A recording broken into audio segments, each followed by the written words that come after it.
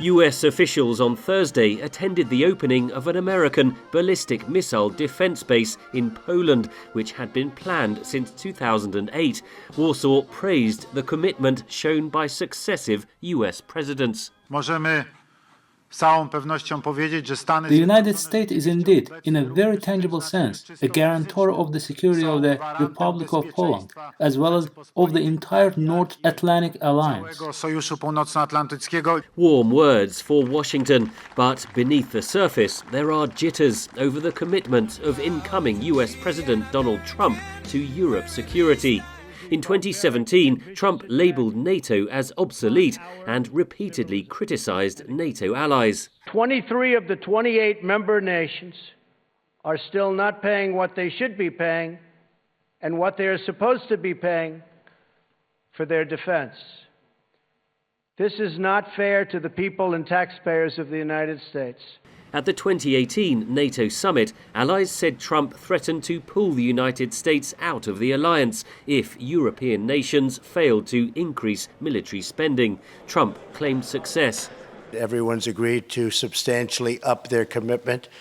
They're going to up it at levels that they've never thought of before. Trump caused further NATO shockwaves in February this year on the campaign trail. One of the presidents of a big country stood up and said, "Well, sir, if we don't pay and we're attacked by Russia, will you protect us?" I said, "You didn't pay? You're delinquent?" He said, "Yes, let's say that happened. No, I would not protect you. In fact, I would encourage them to do whatever the hell they want. You got to pay. You got to pay your bills."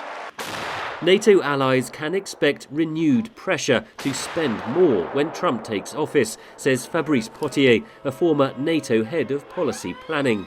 I'm not so sure we can talk about an existential threat to NATO like back in 2018, but you can count on him to drive a very hard bargain, an extra emphasis on not just having reached more or less the 2% target, but possibly laying the ground for 2.5 or 3% at the next summit in June in The Hague.